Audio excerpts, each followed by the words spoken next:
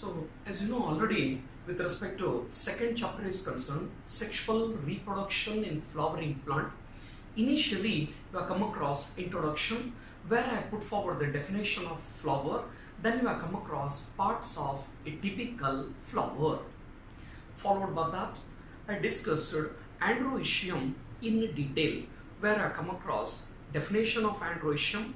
Members of the androecium are called as stamens. It is composed of two parts, anther and filament. Then we have come across TS of young anther where I discussed epidermis, endothecium, middle layer, tapetum. Endothecium will play a significant role in the splitting of the anther to release the pollen grains. Followed by that, I covered structure of pollen grain, or you can call it as a botanical fingerprints. At the end, you have come across pollen grains can be stored years together in a liquid nitrogen at minus 196 degree centigrade. So the stored pollen grains are used in crop breeding programs. Now today, I plan to enter into the next matter, gynoecium. Gynoecium is the fourth and the innermost floral oral. So previous class we have come across androecium in detail. So today I plan to explain gynoecium. Gynoecium is the fourth and it is the innermost floral oral. Members of the gynoecium are called as carpels. Members of the gynoecium are called as carpels or pistil. Gynoecium is the fourth and it is the innermost floral oral. Members of the gynoecium are called as carpels or pistil. Members of the gynoecium are called as carpels. Gynoecium may be monocarpellary,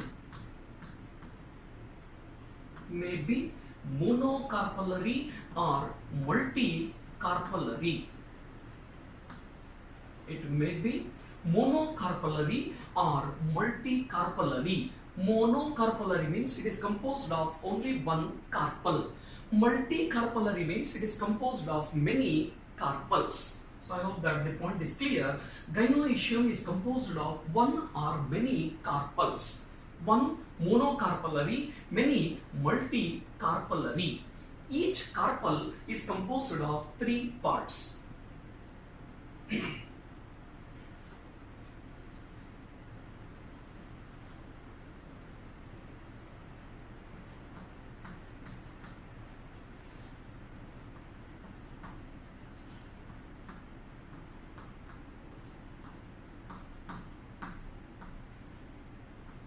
Each carpel is composed of three parts, namely ovary, style and stigma. Ovary is the lowermost solan portion which encloses one to many ovules. One example is rice, wheat, mango. Many ovules, papaya,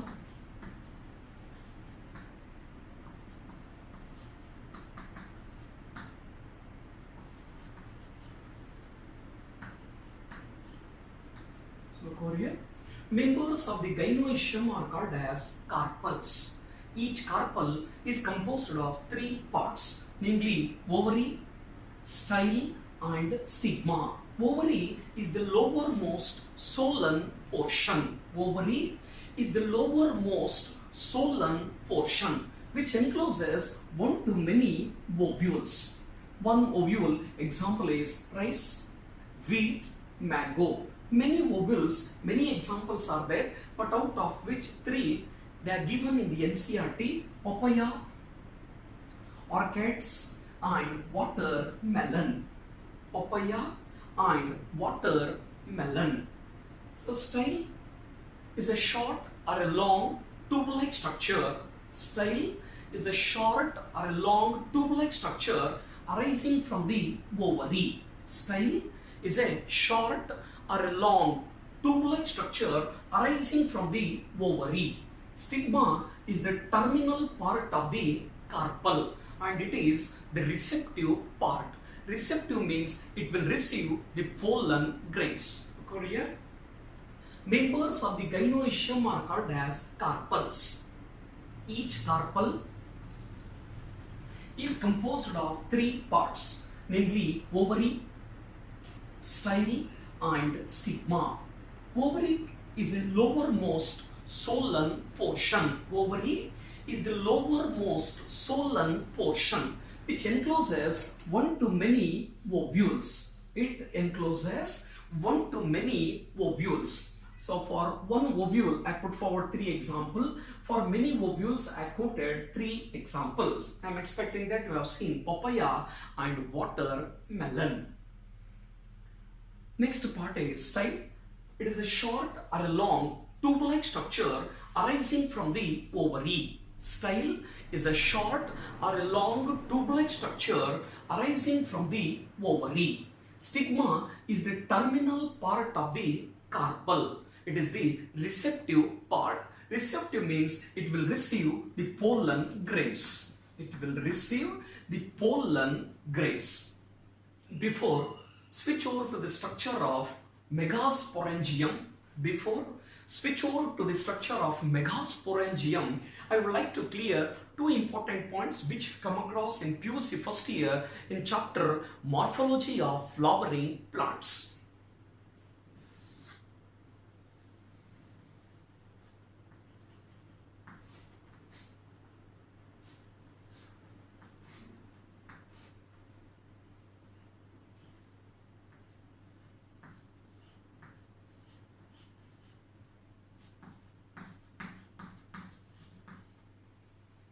Inside the ovary, you will get an ovarian cavity. Inside the ovary, you will get an ovarian cavity.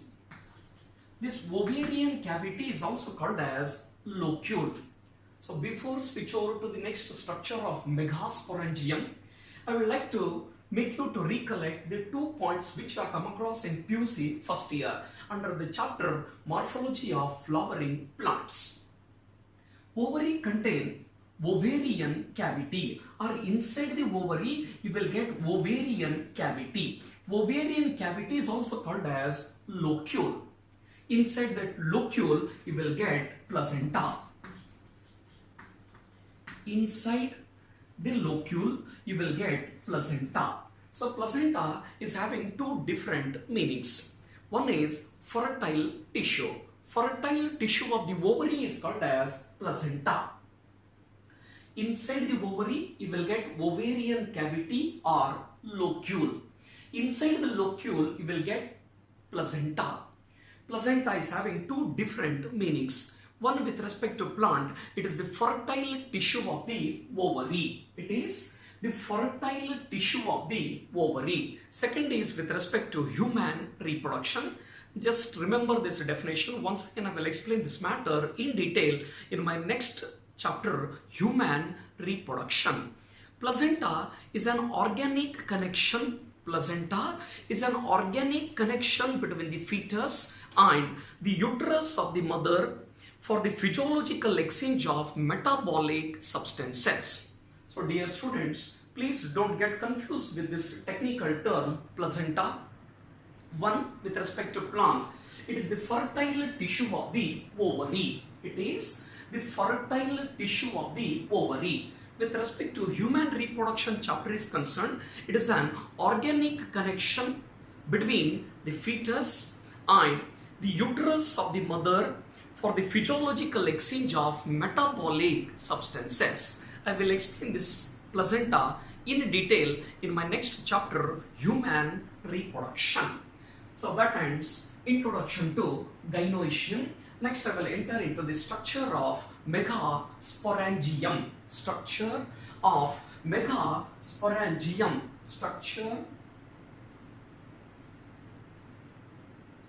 Structure of megasporangium, or you can call it as a ovule. There are different types of ovules are there. But for your syllabus, they have put forward anatropous ovule.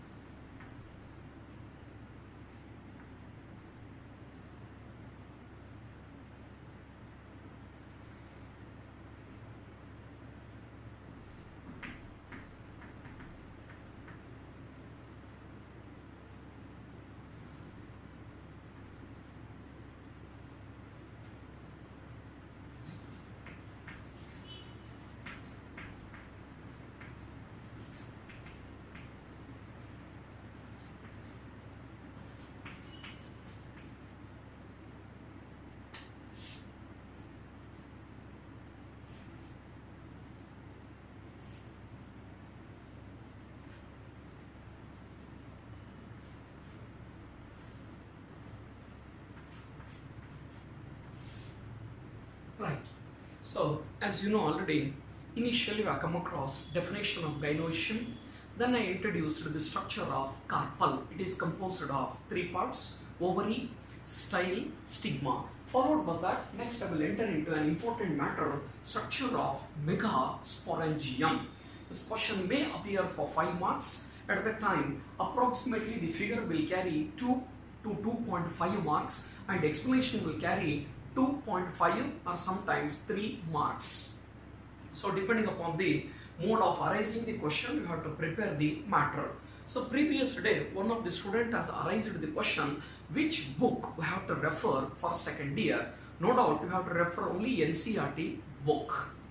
That too, purchase one new NCERT book, because a lot of changes or slight modification they have done with respect to old and new books. I will provide you one such an example. In previous chapter, first column they are given name of the organisms. In second column they are given chromosome number of meiocyte. Meiocyte is nothing but gamete mother cell. In third column they are given chromosome number of the gamete. I will provide you this point clear. So some students have asked which book we have to refer. So you have to refer only NCERT new book. because in old book and new book slight changes are there, or certain modifications they have done according to the knowledge. So I will provide you one such an example. With respect to my previous chapter, reproduction in organism, they are given one beautiful chart. First, organisms. In the second column, they are given chromosome number of the meiocyte, or you can call it as a gamete mother cell. In the third column, they are given chromosome number of the gametes. With respect to onion, previously they are given 32 and 16, but now recently they have converted into 16 and 8.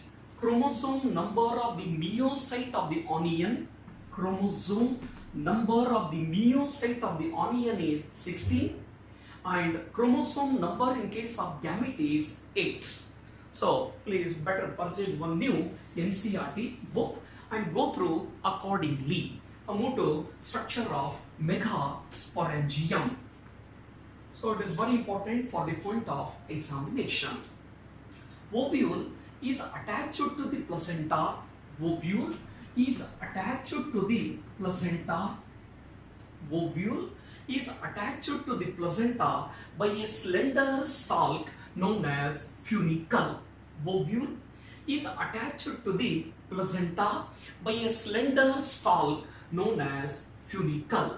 The body of the ovule is attached to the funicle with the help of hilum.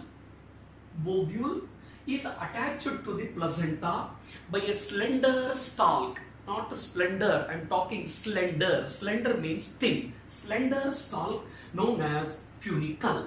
The body of the ovule is attached to the funicle with the help of hilum, or it is actually the junction between, it is a junction between body of the ovule with that of the funicle. But the main body of the ovule is called as nucellus. Main body of the ovule is called as nucellus. It is a nutritive tissue. It will supply the nutrients to the developing embryo. So look over here. The main body of the ovule is called as nucellus. It is a nutritive tissue. It will supply the nutrients to the developing embryo, or it is having abundant reserve food material that will supply the nutrients to the developing embryo. Inside the nucellus, you will get an embryo sac. I will explain this embryo sac in detail later. Inside the nucellus, embryo sac is present, but outside it is covered by two coats, namely outer integument and inner integuments. These integuments will cover the nucellus completely. Inside the nucellus, you will get an embryo sac. Outside, it is covered by two layers, namely outer integument and inner integuments. These integuments will cover the nucellus completely, except leaving a small opening at the tip known as micropyle. The region which is present opposite to the micropyle is called as chalajal pole. So I will repeat all the matter in detail. So dear students, please remember this matter may appear for 5 marks, or sometimes they will arise only figure for 3 marks. Ovule is attached to the placenta. Ovule is attached to the placenta by a slender stalk known as funicle. The body of the ovule is attached to the funicle with the help of hilum, or it is the junction between body of the ovule with that of the funicle. Main part of the ovule is nucellus. Main part of the ovule is nucellus. It is a nutritive tissue that will supply the nutrients to the developing embryo. Inside the nucellus, you will get an embryo sac. Outside the nucellus, you will get outer integument and inner integuments. Outer integument and inner integuments. These integuments will cover the nucellus completely. It will cover the nucellus completely, except leaving a small opening at the tip known as micropyle. The region which is present opposite to the micropyle is called as chalajal pole. The region which is present opposite to the micropyle is called as chalajal pole. When you go through, other than the NCERT, varieties of ovules they are given, but for your NCERT syllabus they have put forward anatropous ovule. Anatropous, the name is derived from Greek. Ana means bent, tropos means level. So there are various kinds of ovules are there, but for your syllabus they have put forward anatropous ovule. Ana means bent, tropos means level. In anatropous ovule, the ovule is bent on one side. In anatropous ovule, the ovule is bent on one side. As a result, micropyle will lie very close to the funicle. Micropyle will lie very close to the funicle. So the name anatropous is derived from Greek. Ana means bent, tropos means level. In anatropous ovule, the ovule is bent on one side. As a result, micropyle will lie very close to the funicle. So, with the help of this figure, I would like to provide you one more post-fertilization change. Already in my previous chapter, you have come across many post-fertilization changes. For example, zygote will form embryo. Before that, sepals, petals and stamens will fall down. Sepals, petals, stamens fall down. Ovary will develop into fruit. Ovules will develop into seeds. So please remember one more post-fertilization change.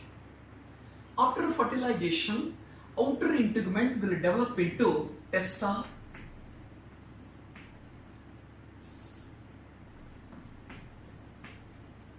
and the inner integument will develop into tegmen. So seed is covered by two coats. Later I will discuss this matter in detail.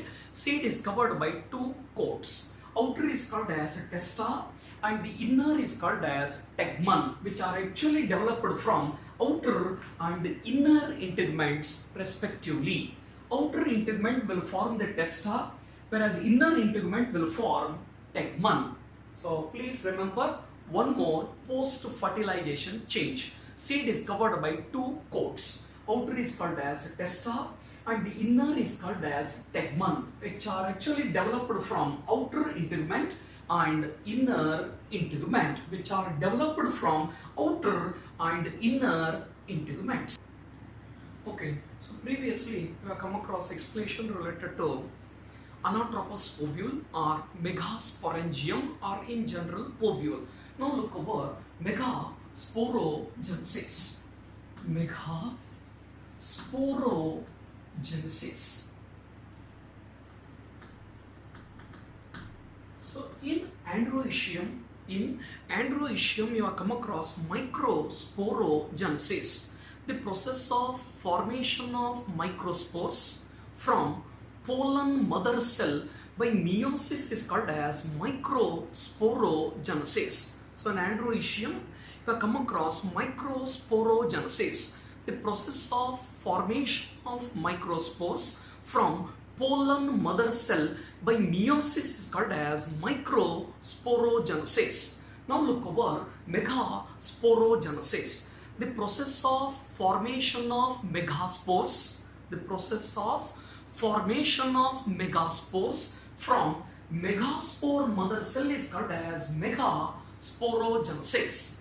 The process of formation of megaspores, the process of formation of megaspores from megaspore mother cell is called as megasporogenesis. Here I have not mentioned the type of cell division. Based on that, it is clear that both mitosis and meiosis occurs. With respect to microsporogenesis, meiosis is noticed. But here I have not mentioned any cell division. Based on that, it is clear that both mitosis and meiosis occurs. Now look over the complete explanation related to megasporogenesis. In ovules, only one megaspore mother cell is differentiated. In ovule, only one megaspore mother cell is differentiated. Especially it is differentiated towards micropolar end. So please take care of each and every line of the explanation. It is a little bit hard. In ovule, only one megaspore mother cell is differentiated, especially towards micropilar end. This megaspore mother cell contain dense cytoplasm. It contain dense cytoplasm and a prominent nucleus. It contain dense cytoplasm and a prominent nucleus. This megaspore mother cell undergo meiotic division, or it undergo meiosis and produces tetrad megaspore, or it produces 4 megaspore. Out of 4 megaspores, 3 are non-functional, therefore they will disintegrate, but only one is functional. That the nucleus of the functional megaspore, will undergo mitotic division. So you know already major difference. At the end of mitosis, only 2 daughter cells are produced, but at the end of meiosis, 4 daughter cells are produced. The nucleus of the megaspore undergo mitotic division and produces 2 daughter nuclei. One will start moving towards the chalajal end, another one will start moving towards the micropilar end. Followed by that, it will undergo 2 more successive mitotic division and produces 4 nucleated embryo sac and 8 nucleated embryo sac. 4 nucleated embryo sac and 8 nucleated embryo sac. But here the mitotic division is strictly free nuclear. Here the mitotic division is strictly free nuclear. Now question arises in your mind, what is this free nuclear?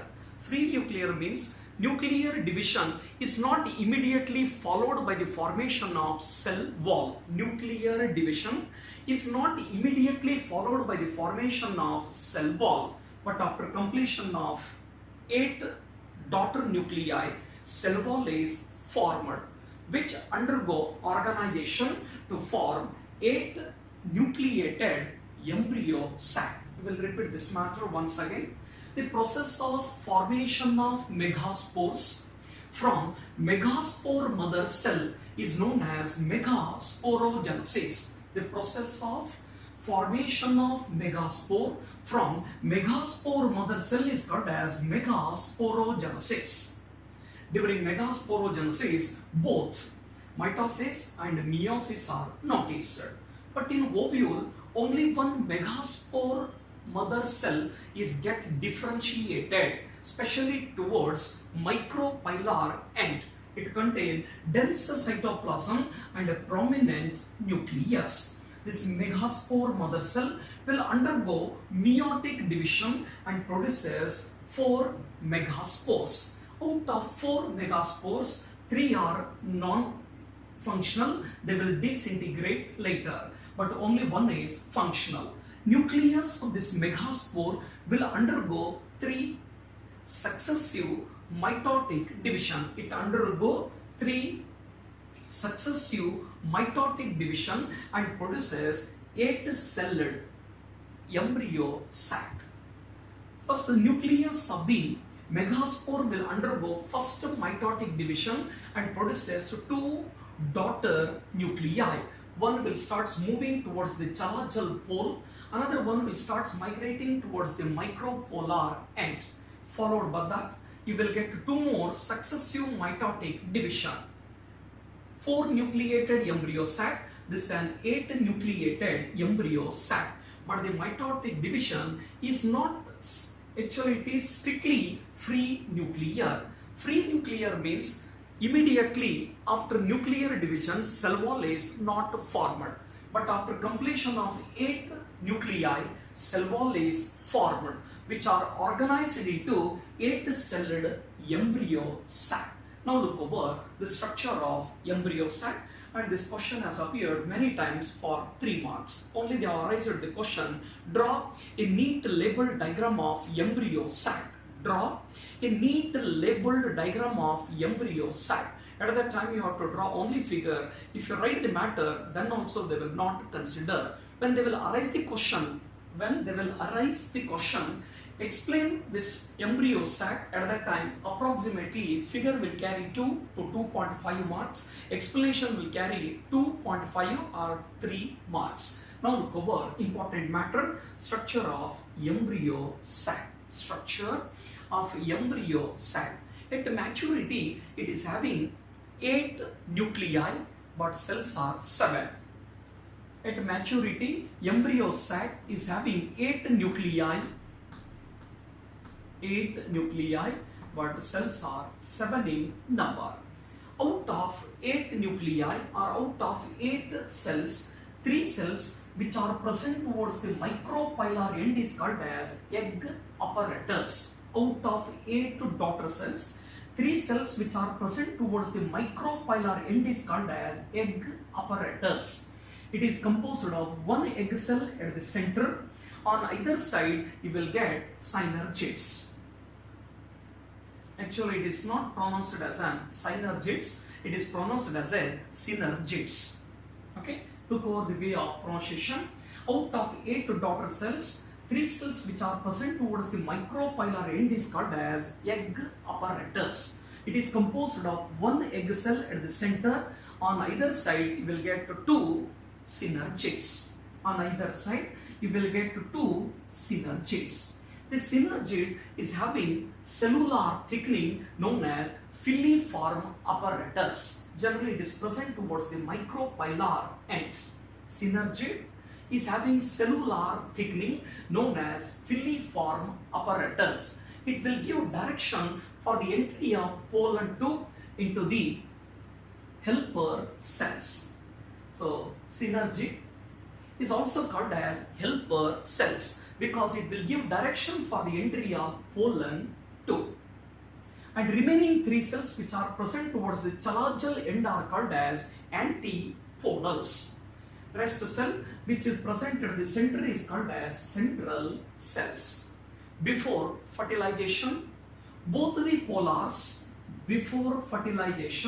both the polar nuclei will join together to form definitive nucleus, or you can call it as a secondary nucleus, which is diploid in nature.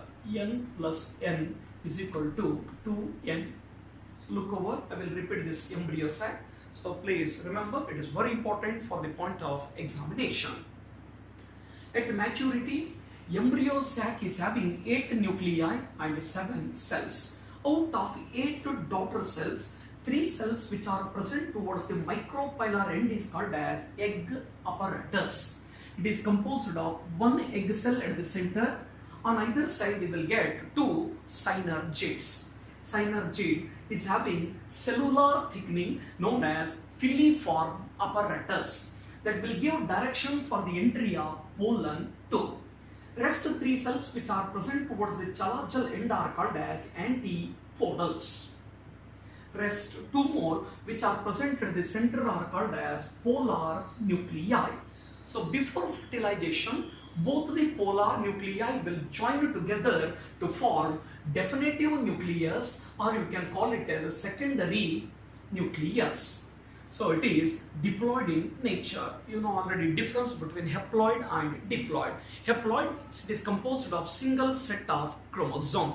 Diploid means it is composed of 2 set of chromosome. According to Deshpande sir, N plus N is equal to 2N but not N square.